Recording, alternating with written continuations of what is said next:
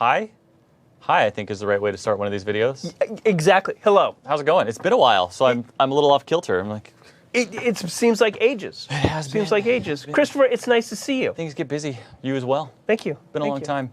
So we're gonna talk some more about technology. I think is the idea. Things and What we're here stuff. for. Yeah. Technical things and stuff. Technical things and stuff. Purely technical things and stuff, because we never drift off topic at all. Ever. In fact, I'm going to turn around backwards like I'm probably not supposed to do. Windows Server Administration Fundamentals. Okay, so we've done networking fundamentals. We have. We've done security fundamentals. We have. Now we're doing Windows Server Administration fundamentals. Yes, and while you're going to be an MVA and you're going to be able to see these videos in whatever order you want, the order we're talking about, the order we've recorded and placed them into MVA is kind of the prescribed order for consuming them. So hopefully you've seen networking and security fundamentals. If not, no time like the present. From what I've noticed, a lot of people have seen networking fundamentals and have appreciated the content. They have. We've got some good scores on that one, so keep that coming. I've received some emails that say, "Hey, you guys are not only odd and funny, I learned something." It's weird. I haven't seen those emails. Maybe I should inquire more. No, I've seen some as well. So we like the feedback. Keep that coming. You're going to see some contact details for us in a minute. So if you want to send us feedback, feel free. We're all for it. Okay. Shall we dive in? Let us dive in. So as you mentioned, Windows Server Administration Fundamentals, exam prep. So for Microsoft Technology Associate Exam 98366, Windows Server Administration Fundamentals. Actually, I think, and we should check this, I might have gotten that number wrong now that I think about it. But that's okay. We'll fix it before they download the slide deck for the course. Okay. And now they've seen it. Number might be wrong. We'll come back to that. We'll fix that. Yeah. Okay, so one thing to note is Christopher and his glamour shot photography here, and you'll see why I'm mentioning this. As always, why I'm mentioning it. Christopher, why don't you tell us a little bit about yourself? Well, what do we want to know? I just found out we did get the number wrong. Well, this is me in a nutshell. I'm a Microsoft certified trainer. I'm a Microsoft certified professional, Microsoft certified MCSE, MCSA, MCITP, all sorts of certs for the last dozen years or 15 years. Currently a content project manager in Microsoft Learning. I plan and design the Microsoft official courseware that we will talk about today as next steps for this course for you to be able to go and take from actual in-person instructors. That's what I do here. The rest of it's all 15 years in IT, background, management, technical, ... Lots of stuff. And then my contact details, if you want to go back to that slide, are at the bottom. The email address, christophermva@microsoft.com, and at christophermsl, that's my Twitter. What are those called? Handles? Handles? I don't know. I don't know what That's those my Twitter. Crazy kids call that stuff. That's all I know. Yeah, I don't know. I will throw in a quick note. It is exam 98365, so we'll make sure to correct that in the slides before you download them. You'll see that 98365 Windows Server Administration Fundamentals. Okay. Now here's my selfie that I took like in my office from my webcam. It's all right. It's all right. But I look like I'm thinking about stuff.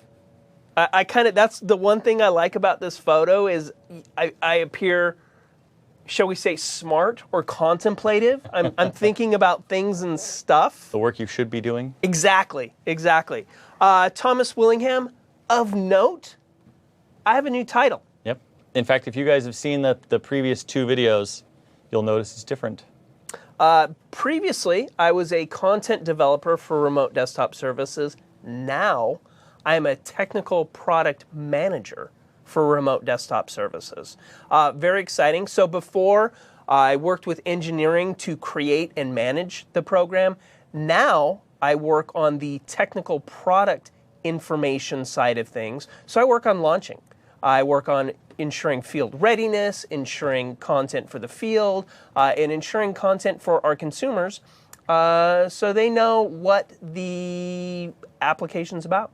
I was in a really cool process where the last couple of years I worked on this program, Microsoft Azure Remote App, and then I got the new title, I got the new job right when it came time to launch it. So after working on this application for a couple of years, I got to launch it into the market. It was very cool. It was very cool to kind of see that end-to-end process happen. It's good timing. It was excellent timing. My background, I've taught both MCT, so the Microsoft side of things. I've also taught on the Novell side of things. I've been doing this for a while. Little while. A while. I think I'm going into, oh wow, okay, I've rolled into 20. I've rolled into 20 plus years doing this. I've done consulting, I've done courseware development. Now I'm working on the marketing side of things to see, like I said, I've worked in engineering before. Now I get to see the marketing engineering or the marketing business side of things. Really cool. It's awesome. been really, really interesting. My contact information, gotthomas@microsoft.com, and now Got Twilling. I actually have a Twitter handle now. Periodically I do the tweet. I just get emails that say I've got stuff for somebody. I don't even know. I just look at it. Yes, I work in technology. No, I don't use Twitter. Now that I go to events, I present at TechEd, Nice. present at Tech Ready, present at events like that. Twitter handles come in handy. People want to know what you're doing. And actually, shout out, when I was just about ready to do my talk for TechEd to announce Microsoft Azure Remote App, I had somebody say, "You look familiar." That's nice. I actually got recognized, and when I mentioned networking fundamentals, they're like, "I've seen that, and I appreciated that course." Wow. Now, I'm saying that this person appreciated that course. That doesn't mean that you will appreciate this course. I'm just setting expectation. flavoring. Well, you know, different people, different strokes for different folks. I like it. So just because somebody liked the previous course doesn't mean they're going to like this course, but you will. You will like it. It's going to be great information. There's going to be some humor, some laughs, might even be some tears. Don't know. I mean, let's keep the day open. Let's see what happens. Fair enough. I'm down for that. Okay, course topics. What are we going to talk about today? Server. Server. Pretty much sums it up. Windows Server. We'll talk about a server overview. We'll talk about managing the server. Well, and in this case, I've got to make a disclaimer early. So the second title says Managing Windows Server 2008 R2. We're currently using the current version of Windows is Server 2012 R2. So technically 2008 R2 is 2 versions old. We're going to cover material from both for 2 reasons. One, Server 2008 R2 is what this exam is based on. It hasn't been updated yet for the 2012 series. So what you're going to see, some of the things I'm going to show you in demo are 2008 R2 specific. But we're going to give you the information for 2012 R2 because you're going to need that in the real world. So we're going to cover both. You may see 2008 R2 referenced from time to time. That's why. So don't freak out and think it's just mistakes. It's there on purpose. See, once again, we're here to help you pass these tests. And I've received emails, I think you've received emails that people have said, "Hey, I've watched your video content, I've watched your MVA content, I went and took the test, and I passed." So people have been able to apply the information they're learning in these courses to pass the tests. So managing storage is 3. 4, monitoring and troubleshooting servers. 5, essential services. So what do you need to have running? 6, file and print services. And then finally 7, popular network services and applications. So setting expectations, our target audience. Christopher, who are we trying to reach here? Everybody. Everybody everywhere. Exactly. That's the goal of MVA. That's my metric anyways. This particular course, as it shows on the slide, we're looking for kind of new entrants. The second bullet is actually more appropriate. I should switch these one of these days. Anyone interested in learning more about networking, servers, anybody new to technology who wants to get into technology, from a Windows standpoint in this case, we're talking about Windows Server. So IT help desk staff, really what this comes down to is you may already have a job in IT, you may be doing support, phone support, help desk support, something for an actual organization, but you're looking for what's next. Network administration, systems administration, some sort of next step. That's what this is for. If you're new to technology completely, you're going to start off again with the networking and security fundamentals courses, move into the operating system fundamentals and Windows Server administration fundamentals, and hopefully start an IT career with this. So that's who we're trying to get to. And then suggested prerequisites, mentions The supporting material, exam 98349, Windows operating system fundamentals. Yep. And in this case, you could also add to that, we've talked about the networking fundamentals and the security fundamentals. Correct. And we'll cover those again. Once we get to the end, you'll see additional next steps. So we will bore you to tears with what to do next or what to have done prior as we go through all of this. That may be where the tears come in. It may be. It may be. Okay, server overview. Are you ready to dive in? Module 1. Yeah, let's do it. Okay, I suppose I'm prepared. I am prepared also. I hope let so. us 15 years in IT, I better be. Yeah, let us continue. So our objectives. One nice thing to take a look at is these objectives for each module to ensure that you have an understanding of these skills and concepts and the objective domain description. Knowing or feeling good about these skills and concepts, these domain descriptions, will help ensure that you're prepared for the test. So people want to know, how do I ensure that I'm prepared for the test? Well, review these skills and concepts, review the domain descriptions. Well, and I'm gonna pull up while you're talking about that, while you're going through that table, I will pull up the actual exam and show you, because it says objective domain on that last screen, and it says that at the beginning of every single one of them. And not a lot of people know what that means. So what I'm going to pull up here, if we want to switch to my screen, if we can. Yes, we can. Terrific. Skills measured. This is your objective domain. This is what's covered on the exam. Server roles. Active Directory. So if you have an understanding of these objectives, you will most likely be prepared to take the test. Yep. So when you see that table that talks about the objective domain descriptions and the objective domain numbers, that's what it's talking about, where it maps to in this list of skills covered by the exam. Correct. And then each module will have a specific set of objectives and domains that are covered. So let's take a look at what's covered in this module. Installing Windows Server 2008 R2. Introducing server roles, what are they about? Comparing physical servers and virtual servers. If you've been around the computing industry, you've probably heard desktop virtualization or computer virtualization. That's kind of the next step in computer infrastructure. So we'll talk a little bit about what virtualization is versus physical systems. We'll talk about selecting server hardware, and then finally we'll talk about identifying methods to install Windows Server. So first thing, let's talk about, if you look at the slide here, let's talk about what the function of a server. What does a server do? The most basic definition of a server is a server provides services. That's it. Server provides services. A client requests services. So in this instance, we could have a web server, we could have a browser. The web server hosts web pages. The client has a browser. It requests a web page from the server. The server sends the web page to the client. That's your client server in that environment. Yep. If we take a look at the slide here, I have a nice little slide that shows interconnectivity. A network is made up of clients and servers, known as a client-server network. And there are multiple kinds of networks. There's client-server networks. There are also peer-to-peer networks. Server provides services. A client requests services. In a client-server network, your servers are typically dedicated service providers. Your clients are typically dedicated service requesters. In a peer-to-peer environment, a system can be either a client or a server.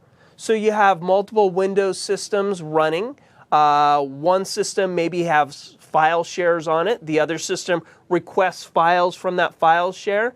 So the server or the system hosting the file shares becomes the server, even if it's running what you would refer to as a client operating system.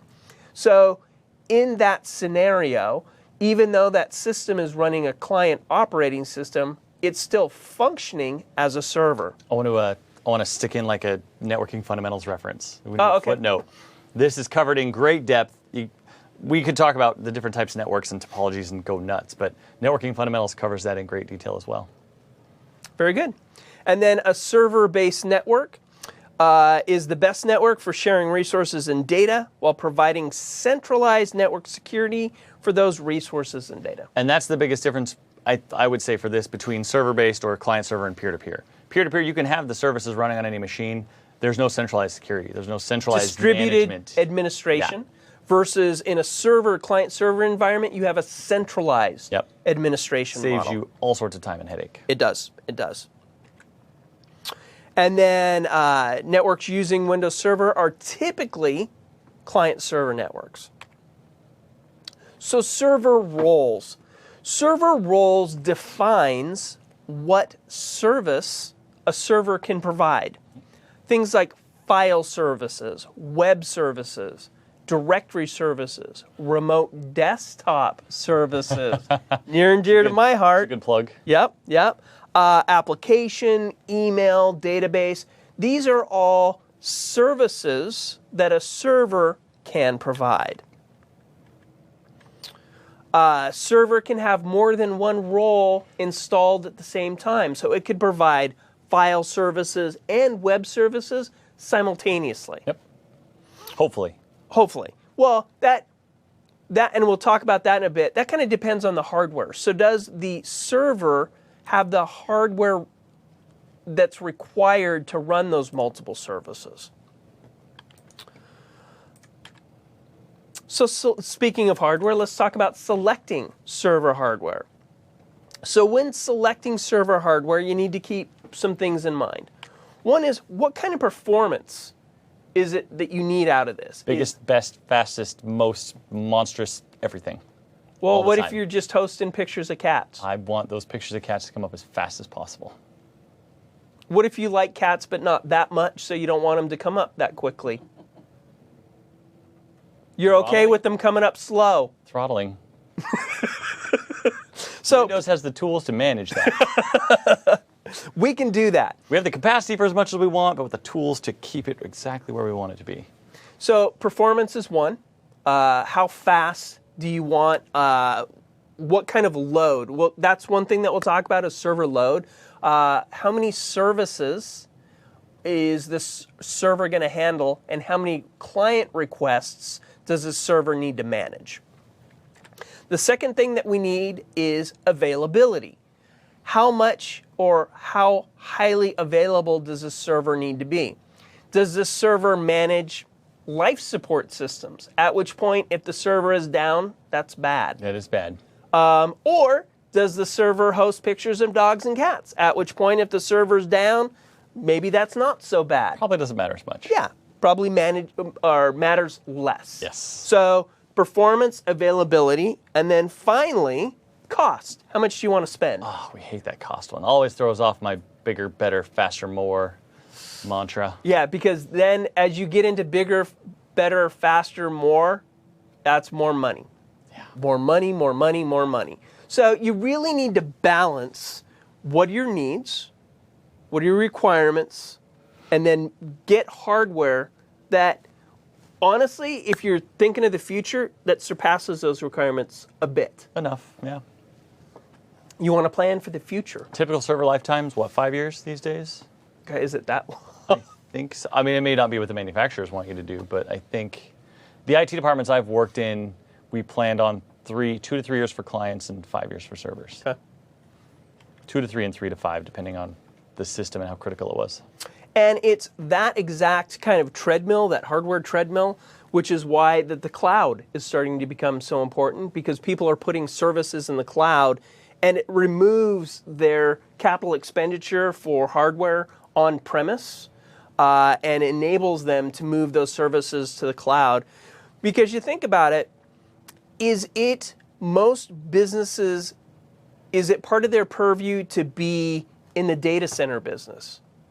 Probably not. So that enables them to offload some of that functionality, move it to the cloud, or for some corporations, due to security, due to specialized hardware needs, or some other aspect, performance, they might need on-premise data centers, so that might work for them. So again, you need to evaluate what your needs are, what are your requirements, and then build out your system appropriately. Yep. So speaking of hardware, here's an actual, on the slide, an actual picture of the hardware. Here's what a motherboard actually looks like. And we're going to go through components. The next little section, just so we can warn you ahead of time, it's a terminology. We're going to go over what the pieces are, what they do. That's about it. Okay, so primary subsystems, things like processor, memory, storage, and network. There's a couple things to keep in mind. One, failure of any of these systems will cause a problem. There's also a thing called a bottleneck. And a bottleneck, you think of an area that isn't getting the throughput as the rest of them. Maybe your network card's working great, you have enough memory, your processor's doing fine, but you're doing so many reads and writes that your storage system is having trouble keeping up. So even though your processor's fast enough, you have enough memory, your network card's good, this becomes your bottleneck. Mm-hmm. Your storage becomes your bottleneck. So you need to evaluate your system again, looking at what is the functionality of this. Is this hosting real-time videos? Is this hosting web? Is this hosting file share of some kind, file services? So looking at those requirements, how do you need to build your system? So we've talked about these primary subsystems. Let's really kind of quickly go into each of these. So your processor, this is your computer's brain, basically. How many calculations or how fast can your computer get stuff done? There are a couple different types of processors, 64-bit and 32-bit. A processor, one thing that people don't realize is a processor can only work on a single process thread at a time. And to enable multiple applications running at the same time, so it appears that these are all running simultaneously, it uses time slicing. So now think about those really fancy chess players who will play multiple chess games simultaneously. They'll play this game, and then they'll come over here and play this game, and they'll come over here and play this game. Well, to somebody standing back, it appears that they're playing all games simultaneously, but they're focusing on a single game, for a period of time, and then they move to the next game. Mm-hmm. Time slicing works a little bit like that. The processor's attention is divided to Word, Excel, your CRM application, whatever application, or storage I/O, memory process, or something. It focuses on that for a very short period of time, churns on that, then goes to the next thing, churns on that, and it slices through these so quickly that everything appears to be running simultaneously. Yep. And I will say on that slide, there's a note that I have to make. It's got some processor and memory equivalents. 32-bit processors, 4 gigabytes of RAM. That is a hard limit. 32-bit processors can only address 4 gigabytes of RAM maximum. 64-bit processors, it's got 1 terabyte on the slide, and that's what was the norm when this course was created and when this was all built. That has changed. You can actually now, at least in Windows Server 2012 and 2012 R2, address up to 4 terabytes of RAM with a 64-bit processor. Oh, latest and greatest. Yep. Woo!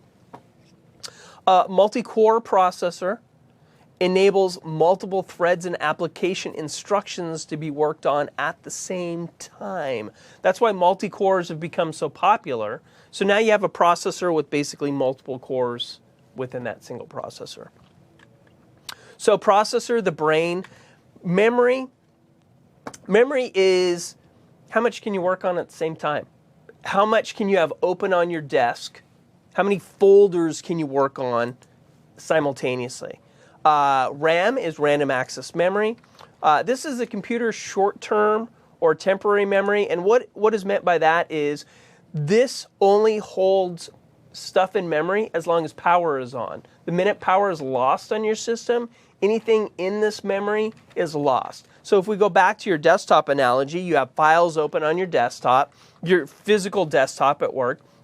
You have files open on it. At the end of the day, when you leave, you close all your files and put them back in your file cabinet, which would be your hard drive. Think of if you were to lose power, your desk just gets cleared off. So anything that's in RAM is lost when power is lost. Yep. One of the differences typically between storage such as a hard drive and memory such as RAM is accessing content in RAM is much quicker, is much faster than hard drive storage. Yes, it is. It stores, if you look through the list here, it stores data and instructions that the processors access directly. And amazingly enough, if you have more RAM, you can load more stuff in. If you've ever been working on a program and you're going along and all of a sudden your computer kind of chugs for a second, it's entirely possible that whatever you're working on is big enough that the processor actually had to go out to the hard drive, get that back, and pull that into random access memory, pull that into RAM.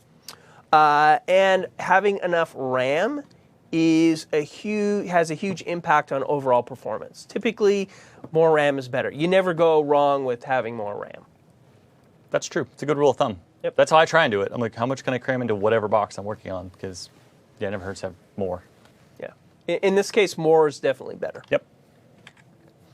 Storage. So if we talked about your desktop being RAM, your like physical desk at work being RAM, storage is your file cabinet. So whatever at the end of the day I take in my file folders, I stick in the file cabinet. When power is lost, power on a hard drive stays on there.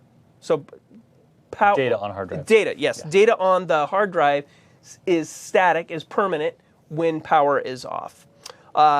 It mentions that they're half electronic, half mechanical devices that store magnetic fields on platters. Well, and that even needs revision because I put two pictures on here for a reason. The one on the right, state. The one on the right is exactly that. It's half electronic, half mechanical. You've got spinning platters. The arms down at the bottom come out and read those platters and write to those platters. Those are magnetic platters.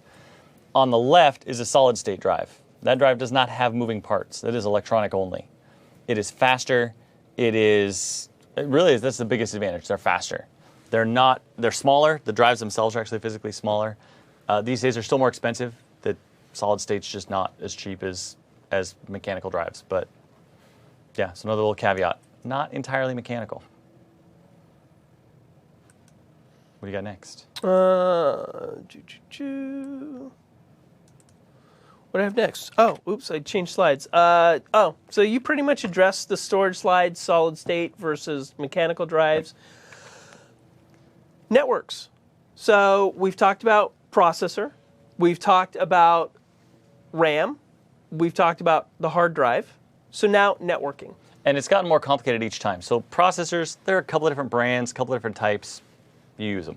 Memory, you get into a little bit more types. There are different speeds of memory and different types of memory that go with different types of boards, whether it's a server or a client. Disks, yes, we've got solid state. Yes, we've got mechanical. We have some different interfaces that provide different speeds. Those are relatively easy topics. They're relatively little information to learn if you really want to get into the details. Network is not that way. And I thought about that when I made this slide. I was like, can I really just put network in one slide with a couple of bullets? I can, and that's because there are reams of information elsewhere about networking. The networking fundamentals course that we've talked about, there are other courses from some other vendors that talk about networking. It's one of the biggest topics in IT because it's what we do. It's connecting all these things together. So kind of one of the fundamentals. The server operating system is the operating system that provides services. The network is what enables interconnectivity of all these devices. So we keep it simple here, but it's very complicated. There's lots of information out there, including the Network Fundamentals course, which is a good start. But welcome to the next 5 to 10 years of your career. Oh, yeah, definitely, definitely. You're always learning something. Yep. So the networking card, sometimes called the NIC, Network Interface Card, enables communication with other devices on the network. There are different types of cards. What's shown here is a Ethernet card. But there's also fiber cards, coax cards. That's a bit older, but so there are different types of network cards that provide connectivity to different medias. Yep. And cards have different features, and the different media has different features, and it's a whole world unto itself. but this is your fourth one. So the point of this is to cover processor, memory, storage, network. Network. The big 4 areas you're going to worry about on any server in any environment. Correct. And then all of this is gathered on the motherboard. Ta-da! So the motherboard is basically where all of this is put on. Yep. So it is the controller, or not the controller, but the motherboard. I mean, that word itself is kind of, it explains the whole thing. It is the main part of the system that, it's the hub. Yeah. It is the hub of the system that allows the processor, RAM, network card, video card, and any other types of cards that you would want to use that allow those to all intercommunicate Yep. and act together to move your system forward. And we had a picture of one back at the beginning of this module, so if you want to take a look, you can. I thought about putting the same picture in that slide again, but Seem redundant. yeah, a little bit. We're not about redundancy. We're about moving forward and excitement. It is a nice board, though, the one that picture. Oh, it was 4 really nice. processors. I don't know how many slots for memory. I didn't even count. It was nice, 16, though. 32 is insane. It was full of fun and wonderment. Okay, so you have your motherboard, and on your motherboard is the processor, the network card, the video card, RAM, all of those things.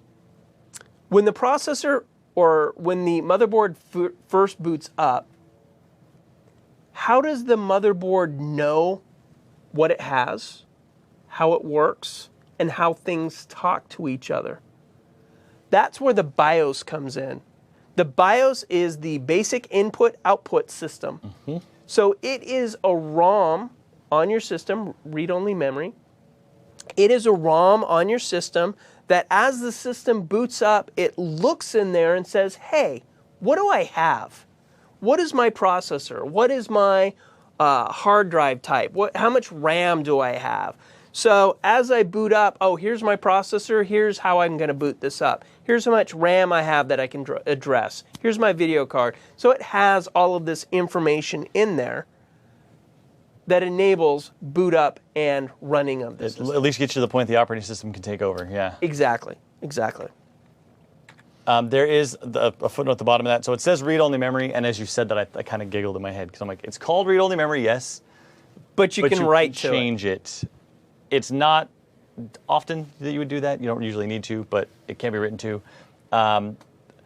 Manufacturers upgrade features, change features, so you may, at some point in your life, in the last line addresses that have to flash the ROM or the BIOS. Flash. Yeah. On your motherboard. Yep.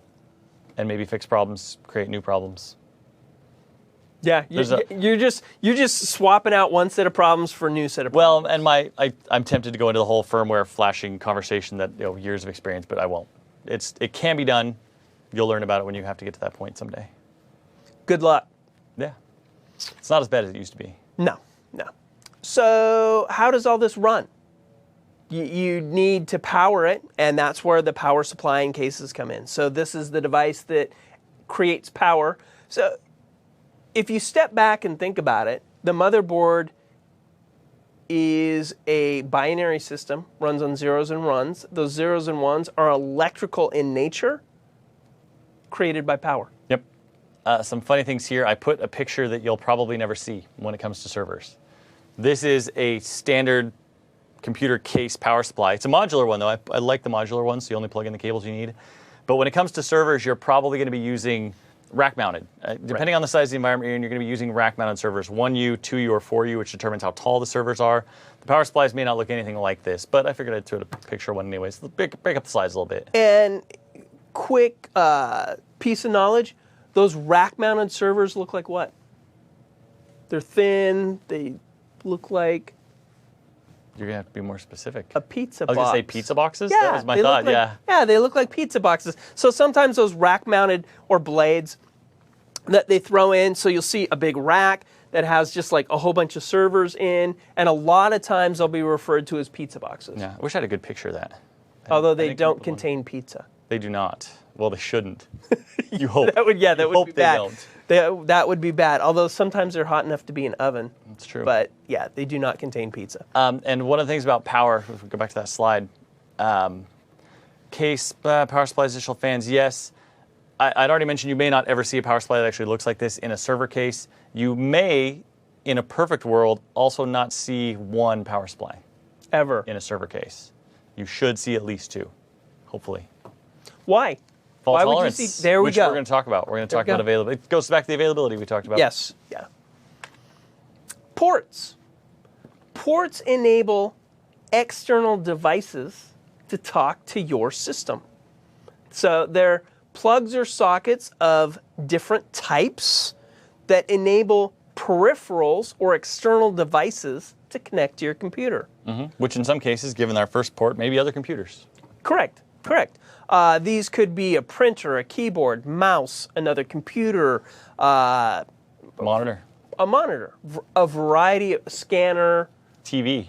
TV. If yeah. you want to output some TV to from your server and watch a movie. There you go. It's a good use of server hardware. There you go. Yeah, people will be pleased. Hey, it's high performance. You want some good video. Yeah. Oh, yeah. So here is an example, a graphic of what ports may look like. This is old school because we have the old style mouse and keyboard, Yep, the old PS2 connectors. as opposed to, so here, let's see here. Oop. Here you have the old PS2. Here are the new USB. Ethernet here. We have video here, the older style VGA, the new style DIVX? DVI. DVI, there we go. Looks like we have onboard, not only onboard Ethernet, but a Ethernet An additional card. network card, yep. So, this just illustrates there are a variety of ports to connect a variety of devices. And there are also, to get another reference, although this one not to Microsoft, there are courses that cover that hardware in great depth that you can find. Well, and these different ports, just to go a little bit more, some are synchronous, some are asynchronous. It just depends on the port. Different port types had different functionality. Speeds vary. Yes. Yeah, it's a big world. Okay, so up to this point, we've been talking about physical hardware. So an operating system runs on this and addresses all of this physical hardware. So an operating system will address a network card. It will address the processor. It will address the monitor. It will address keyboard and mouse. So it will address all of those in kind of a one-to-one fashion. Why am I hammering this? I'm hammering this because the next thing we're going to talk about is virtualization. This is a very high-level overview of virtualization. And we talk when we get into this module, we start talking about we're going to mention virtualization. All I'm thinking in my head is we're going to be here for 5 or 6 days talking about virtualization. I'm actually responsible here in Microsoft Learning for our virtualization content for our official courses, and it's days, literally weeks at this point of content on virtualization. So we're going to be as high level as we possibly can and still give you some sort of usable information. Okay, so if we think about a server running on hardware that addresses it one-to-one, virtualized servers, the hardware is virtualized. So there's not a specific hardware disk or a network card or a VGA card or specific memory that this server is addressing. This is all virtualized and probably virtualized multiple times. So you have like virtual server 1, virtual server 2, virtual server 3, virtual server 4. Then you kind of have a host server that runs around this. The host server is addressing all the hardware directly, and then these virtualized servers are accessing virtualized hardware. We'll stick with that for now. Hopefully that's good. In my brain, I'm like, I want to talk more about virtualization and the different types, but no, we won't go there. Yeah. Not today. Just know that this right here is a whole area that people specialize in. Like Yeah, doctors specialize, some networking professionals specialize in virtualization. It's a career if you want it to be. So now that we've talked about like the physical aspect of the server, the hardware, the software, we've talked about virtualizing the server. Now we need to talk about where are you going to put it, depending on what the requirements of the system is. Does the server go in your mom's basement? Probably not. Why not? It's Although cheap. it might. That's cheap hosting right there. Yeah, it is cheap That hosting. is. That is cheap hosting. And nicely enough, all those servers keeps mom warm in the winter. It's not a bad perk. That's what we call a win-win. Okay. I have an attic at home that stays very warm in the winter. So locating the server. You need to locate the server. So we've talked about availability. How highly available, or what is the uptime for this server? Does it need to be accessible 100% of the time? It's managing life support systems. Back to it's hosting website dogs and cats. Again, I have nothing against dogs and cats. I'm just saying maybe that doesn't need to be up as much as life support systems. So you need to locate something or locate the hardware in an appropriate manner. Do you have a dedicated data center? So a data center is an area that contains a whole bunch of servers, typically costs multi-millions of dollars. They have fancy cooling systems. Look up data centers, do a search, a Bing search for data centers, and you'll see some just really cool, you see I nailed that. I did. You'll see some really cool examples of some data centers that are just amazing. Even ours, you can actually do that search for Microsoft data centers. We've got some cool stuff going on. All the cooling systems. Well, they're modular now. They're the pods. containerized. Yeah, the it's like containerized. a tractor trailer full of servers with its own systems, and they just bring them in and plug them in, and off you go. Capacity increased. Yep. It's pretty impressive. So does that meet your needs? Or maybe you're a small business and having your server in the closet. Maybe that meets your needs. Yep. Well, and it's funny to me. You'll find these two things are what's what I'm looking for. Opposite. The higher availability you want for your server, the less accessibility you want for your server. Correct. If these are critical systems that need to be functioning for your business to make the massive amounts of money they're making, you probably don't want them to be somewhere that people can get to them very easily. Correct. You probably don't want your marketing folks having direct access to them to go in and start like banging on keyboards and stuff. All this goes back to small business consulting I did years ago, where we'd walk into a business and talk to them about their network, and the server was, if we were lucky, it was actually a server operating system on a computer under the receptionist desk. Right. So, always a good strategy. The first strategy I always did in that instance was I always turned it around so they couldn't kick the computer off. Power button. Yeah. That never happens. Oops. There went the... So software. So we've talked about the operating system. Software contains instructions that the hardware follows. I feel like we should be good at this topic. You would think so. Something tells me. I certainly hope so. I managed not to put the name Microsoft anywhere on this slide. You didn't. Kudos. Generalization. Generalization. Software. Because we're not the only ones who write software. That's true. There's another company or two out there. I've heard that there are some other companies that write software. Yeah. I've heard through the grapevine that there may be another company or two that writes a software. It happens. Yep. So these are basically bundles of instruction sets that do things and stuff. It's a great definition. I made that up right on the fly. Awesome. Bundles of software that do things, or bundles of instructions that do things and stuff. Typically provides an interface that the user interacts with. So initially, and when we started, the interface was a command prompt. So people had to know strings of commands that you had to type in manually to get the computer to do things. And as computers have evolved, one of the things that have evolved with it are the user interfaces, the graphical user interfaces.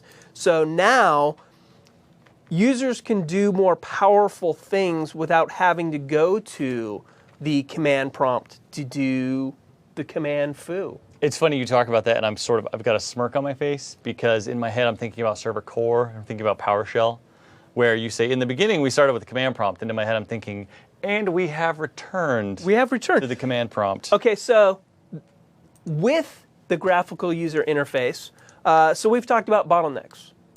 We've talked about processor, memory, networking. With that GUI, that graphical user interface, there's overhead. There's processor overhead, there's memory overhead, there's overhead to it. If you don't want that overhead and you have a server that's going to perform a specific role, you can strip that GUI off. That typically for more advanced users, because you need to know what to do with the GUI or at the command prompt. And initially, before computers became as widespread popular as they are today, the problem that people had is they would see a command prompt, that blinking cursor, and would have no idea what to do. There's a decision principle where if you have more than 5 decisions or 5 options to decide from, it becomes overwhelming and you get into analysis paralysis. And that was kind of what people were faced with that blinking cursor, is there were so many things that you could do. I don't know where to start. There's no guidance. There's no guidance, exactly. So that GUI really kind of helped take computers to that next level of user interaction. And kind of, in my head, I think that it was the price coming down and a GUI that really kind of made computers available for the masses. So we talked about software, Windows servers. Windows servers have been around for a while. I noticed, you talk about NT, Windows NT, check this out, NT, new technology. Or network. Network technology, yes. Released. There were actually a lot of conversations about that I've been a part of in the past about what did NT stand for. I think Microsoft's official stance was new technology. Yeah. I think. I don't remember. One of them. It doesn't really make a difference these days. So NT, 3.5, 3.5.1, 4, and then we are listed here starting with 2000. So server 2000, 2003, 2003 R2. So notice the cadence here. There's typically a major release and then an R2 release. Yep. All the way to currently what we have is 2012 R2. Yep. I've worked on, I've been working with remote desktop services since, 2008. Nice. I've been working at Microsoft since 2012. The OS, not the year. So, I just haven't been here that long. Well, I've been working with Microsoft longer. I've just been working with RDS since 2008. Yep. So there's servers. Again, servers provide services to clients. And then specifically, as Christopher mentioned earlier, this course is focused on 2008 R2. The editions here are listed. There are different editions that have different functionalities. Kind of how much is available in that OS. Yep. And for 2012, I'm pulling this up real quick just so I can make sure I don't give anybody the wrong information. If you go back to that list for 2008, it's a long list of editions. Foundation, Standard, Enterprise Data Center. It's a long list. You've got web server, you've got Itanium-based, which is its own little world. There are still multiple different versions or editions of 2012 R2. We've got Foundation, we've got Standard, we've got Enterprise, we've got Essentials and Data Center. There is no Enterprise. There's actually between Foundation and Standard is Essentials. There's also a Hyper-V server, 2012 R2. Oh, right.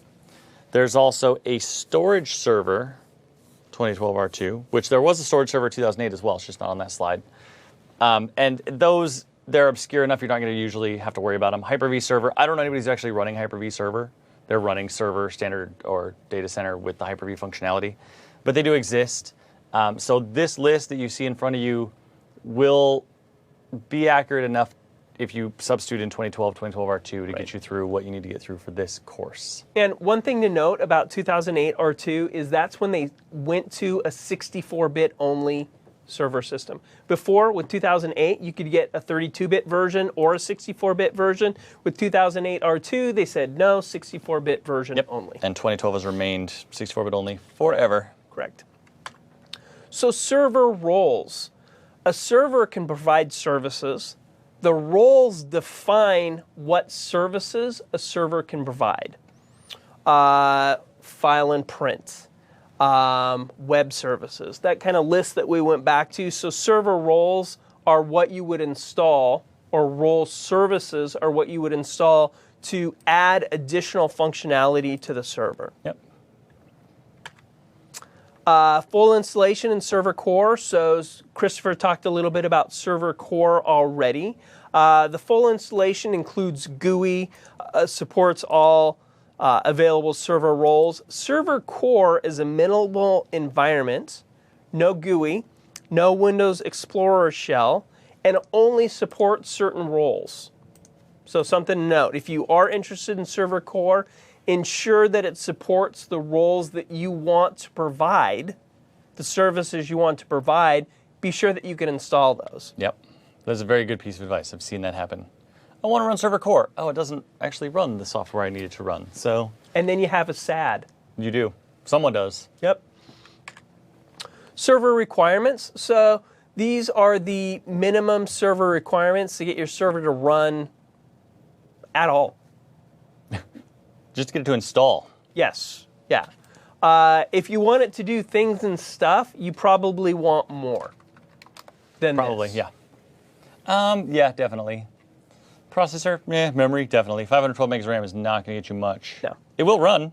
It'll run. Well, and you could do some basic things. You could host a website. You could do file and print services. Well, I want to jump back if we can 2 slides. 2 slides? Do we have demos coming up? I don't know if I have demos coming up. Or if I believe we have demos. Okay, good. We'll wait for the demos because I want to show some things off. Okay. Clean installation. So there are multiple methods of install. You can do an upgrade. You can do a clean installation. A clean installation says, hey, I'm going to install a fresh version of Windows, either client or server. This is appropriate to either role.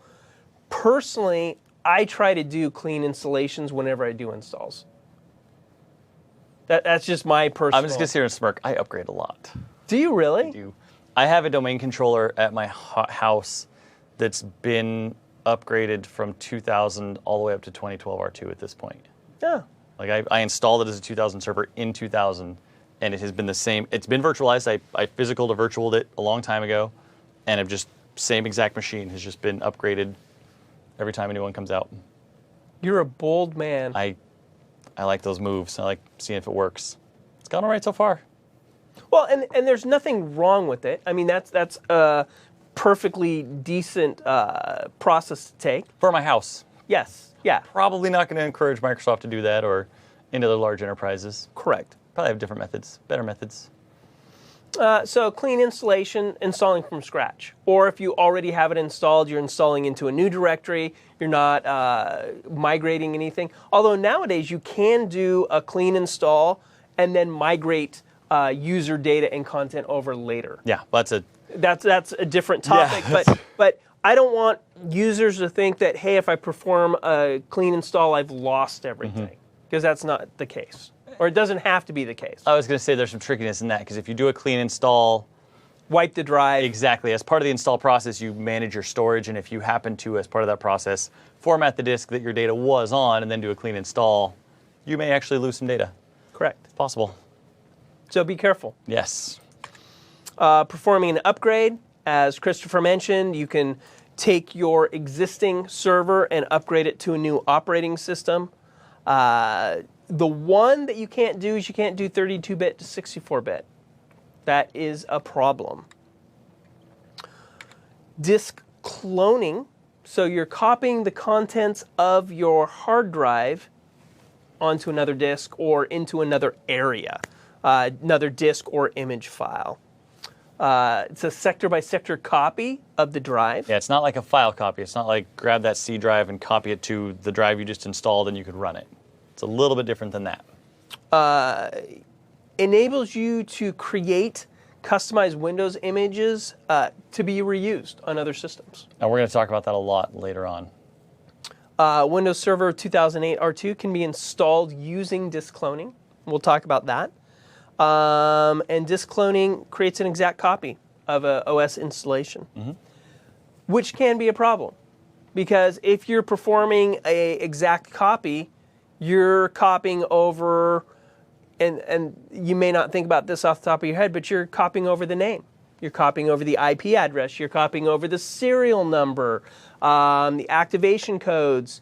So I have one server up. Its name is Fred. I've just named it Fred off the top of my head here. I disclone and I bring up another server whose name is Fred. Now named Fred. Yes. So now you have two servers. There's going to be a little bit of an issue. So luckily, Microsoft, we like to think we're kind of paying attention. We do. So we've come up with some ways to circumvent that, to make sure you don't end up with that problem in the discloning process. Yes, and which rolls us into the next slide, sysprep. Ta-da! Sysprep. Look at, you would think that we had done this before.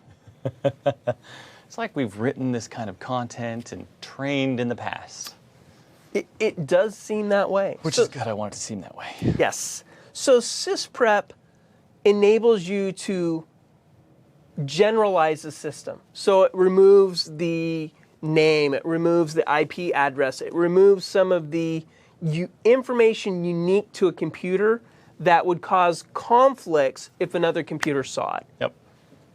So you do this before you create that image that you're then going to put on 100 hard drives or 100 actual computers. Correct. So before you disclone, you create the disk image the way you want it, install whatever applications, install the appropriate role services. You get it set, you get it working, then you sysprep it. Then you create that generalized image that can be rolled out. And note, he uses sysprep as a verb, which we do these days. Sysprep is an action. It's not just a tool. I've heard people say you run sysprep. I'm like, no, you sysprep it. You just sysprep it. It's a verb. I verbized it.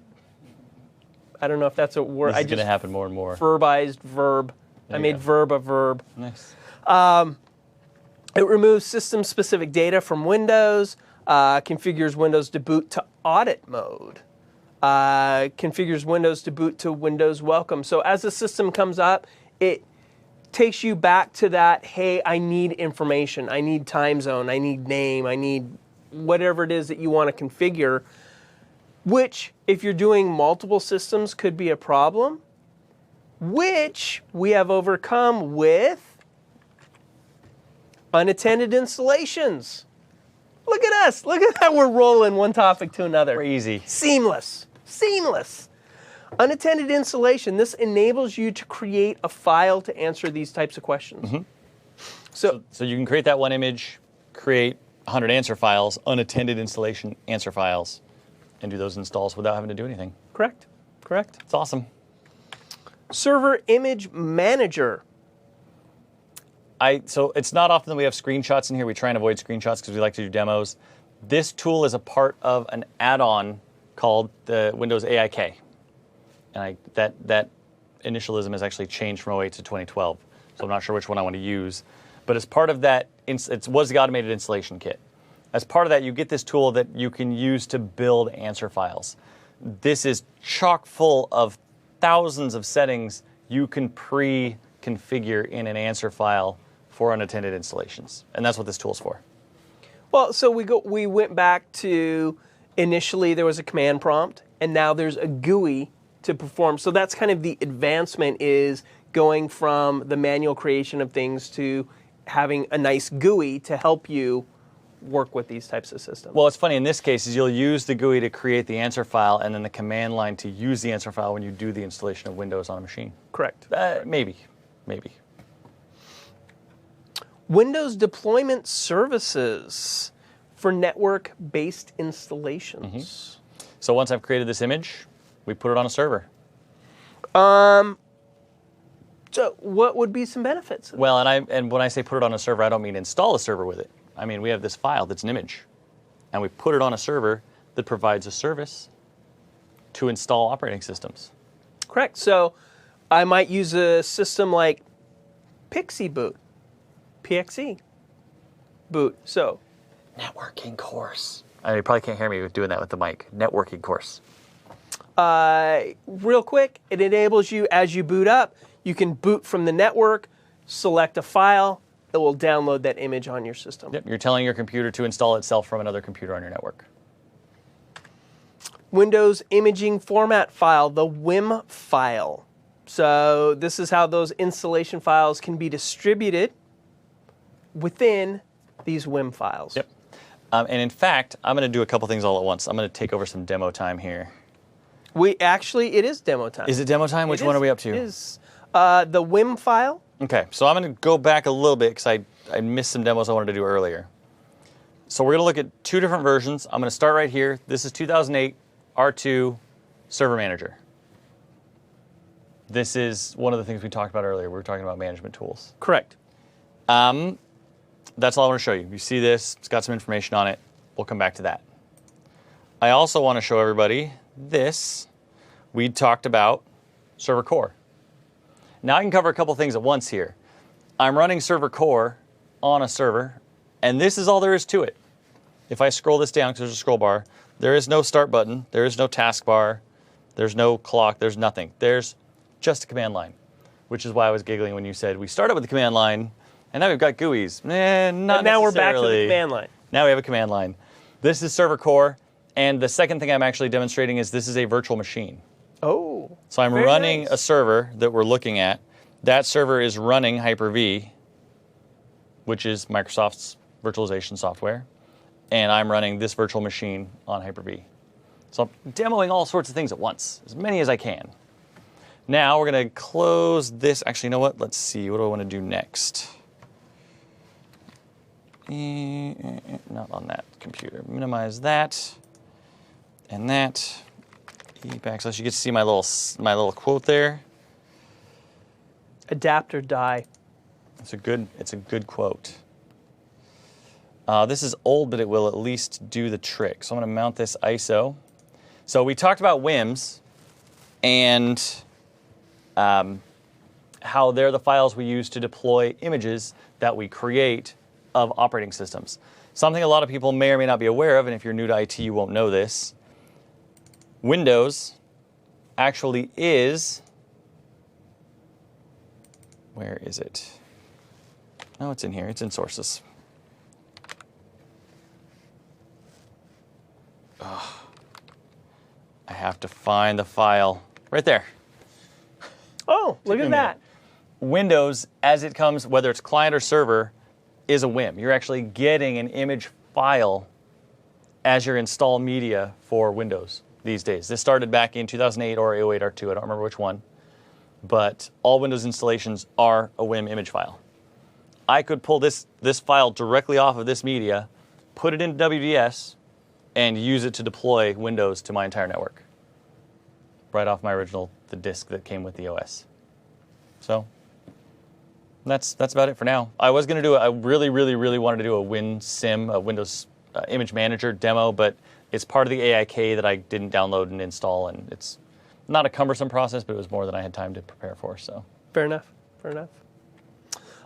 So after WIM file, after a server gets installed, you need to license the functionality. You need to license or activate the server. So once you purchase software from a company, you need to license or enable your usage of that software.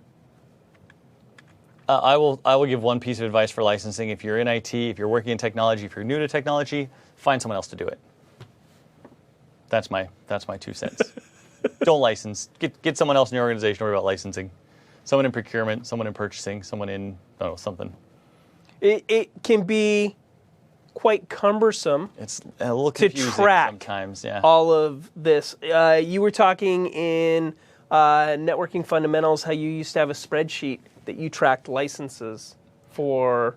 I've had spreadsheets companies. to track IP addresses at some point in my career. Ugh.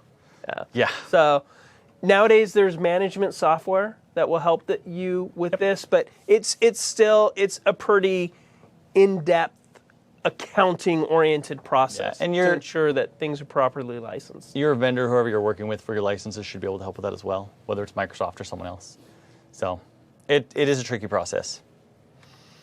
Activation, so Windows activation. So after you have Windows licensed, you can go online, put your product key in, and activate your Windows copy. We'll stick with that for now. Yep. Activating Windows ensures that you work with Windows updates. So all the new updates that roll out, your system brings those down. So as issues are found, security issues are found, increased functionality, is rolled out, these can be rolled out using Windows updates. Yep.